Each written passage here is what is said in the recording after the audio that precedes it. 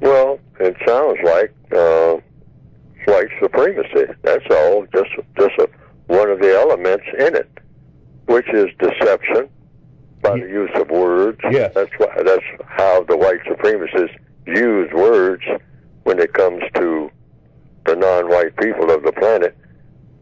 When they talk, they are deceiving you because that's an excellent way to control people. Yes. Anybody that you can deceive and they don't know that they are being deceived, you can control. You can do anything you want to with them. Why? Because they are deceived. They think that you are doing something to help them when you're really doing something to hurt them, but they don't know that you are doing something to hurt them rather than help them. So deception is a huge weapon.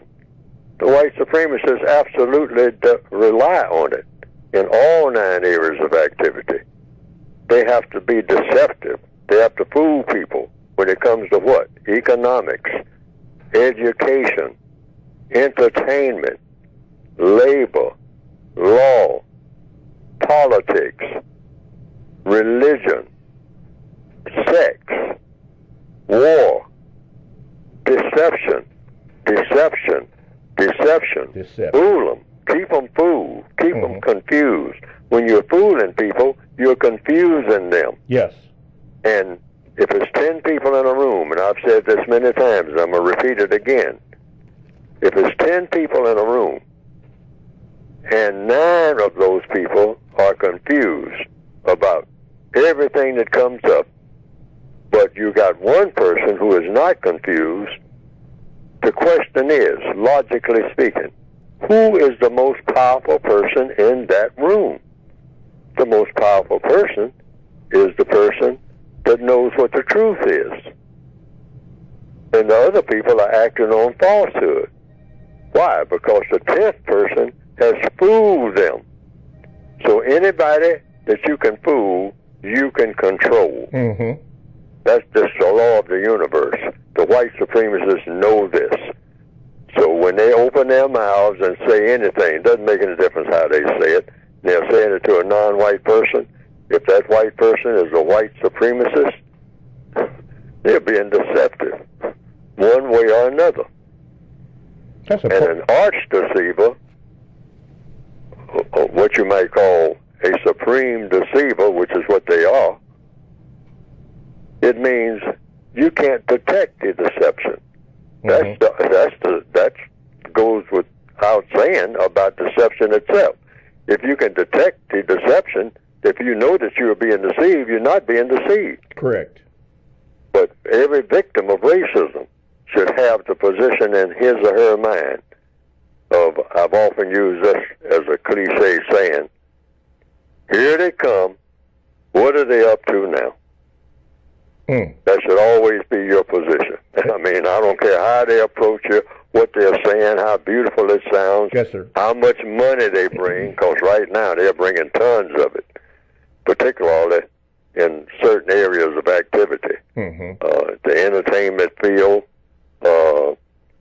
in the field of sex, all of this sexual distortion, sexual sabotage, sexual cosmetic sex and whatnot, Confederate sex that they are dumping on the non-white people all over the planet. They're coming with tons of money. I mean, just try it. I mean, anybody can do it. Okay. People do it all the day. You have to. All right. You have to be deceptive in the system of white supremacy anyway. All right. For one thing, being a hypocrite is required. Okay, let me get in this. the system of white supremacy. Okay, on part of everybody. Well, yes. I mean, you see the effects of it. And when you buy something, if you're being deceived, you buy something, you think it's something that's going to give you good, excellent service and all like that, buy a can opener, and you take it, like I did recently, and it doesn't work. It doesn't work on all cans. All right? It's a can opener, but it won't work for all cans. It'll work for some cans.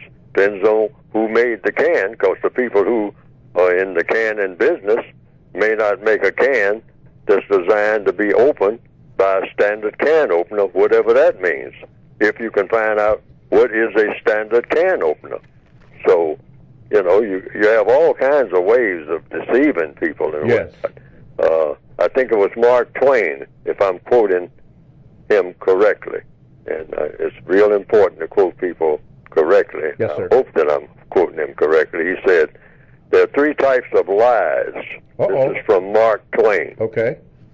He said, plain lies, if I recall correctly. Plain lies, that's number one. Damned lies, that's number two. And statistics. So on that third one, it kind of applies to what we're talking about now. Say, what's the population of white people, of people classified as non-white, as compared to people who are classified as white anywhere on the planet? Well, that comes down to another question. Who controls the what? Statistics. Okay. Anybody can push a button on the computer and say, hey, it's only, 35 white people left on the planet. All the rest of these people are non-white. And you walk out on the street and you see, that couldn't be true. You're looking at something different, but you're being told something different from what you're looking at. Mm-hmm. But, that's easy to do, particularly for what? A person who is the master of statistics anyway. And that would be who in the system of white supremacy? It would be the white supremacists. Okay. So they say what the population is, even in where there are black people. They tell the black people in what's supposed to be black countries, you might say. The white supremacists say, oh, no, that's not your population. I double-checked your population. Your figures are all wrong. You don't have that many people there. Or that you have a whole lot more people than you actually have. All right? And so they act accordingly. Why? Because they are the prison masters of all of the non-white people on the planet. That's what white supremacy means. Yes, sir. All information, so-called, Okay. false or true, Okay. comes from them, Comes from them. other than what we just imagine.